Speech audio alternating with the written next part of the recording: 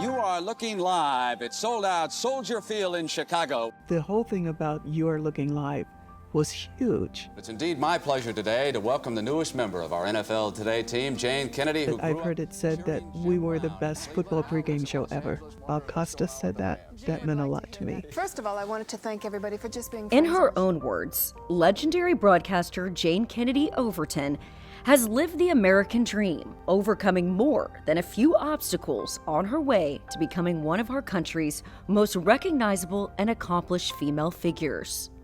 There were a lot of things that shaped who I was, but a lot of times those instances that are in everyone's lives, they are not allowed the opportunity to pursue those. My parents allowed us to pursue any dream we had. Herbert and Virginia Harrison instilled ambition, humility, kindness, and confidence that allowed her to achieve many of her childhood dreams. From winning the Miss Ohio pageant to singing on the Dean Martin Show, eventually she would break the color barrier when she became the first Black woman to gain a coveted seat on the NFL Today.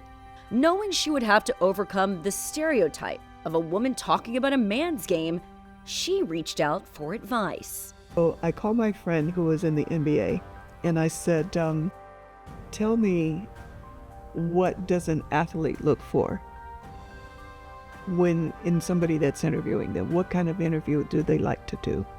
And he said, Jayne, don't worry about any of that. He said, you have to worry about when these athletes see you, they're not going to be thinking about anything else. He said, you have to just let them know that you're their friend. That sage advice was the catalyst for a career that spanned multiple decades. In the 70s and 80s, Jayne Kennedy was a cultural icon, seemingly everywhere. But it was in 1978 that she made history on the NFL Today. It wasn't without some tense moments.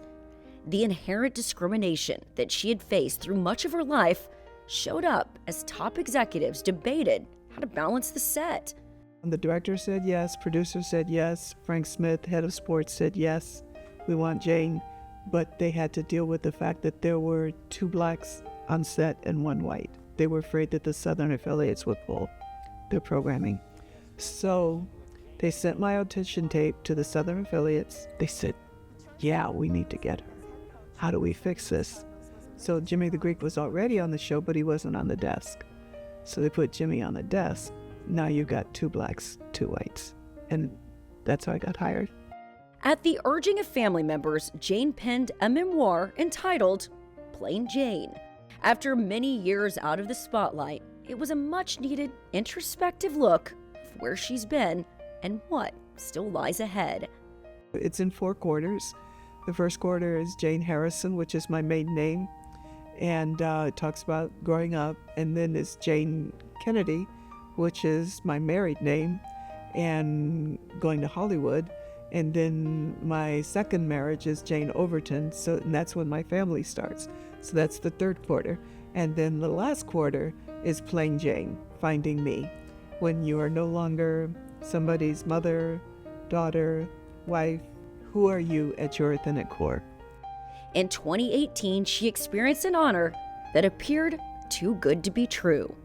I woke up one morning and I'm checking my Instagram, and there's a guy, he said, look what I found today.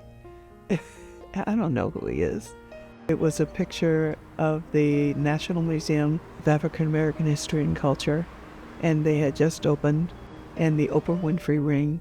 There was an exhibit called Television and Media Pioneers, and on the wall was Nat King Cole, the Supremes, Diane Carroll, Nichelle Nichols, and it was me at the desk of the NFL Today. This meant something because it was my people, and every time I get acknowledgement from my people, it validates what I'm doing with my life, and that means more to me than anything in the world. If I can live and have that pride, and have my daughters respect and know that their mother was able to do this and that they can too, I've succeeded.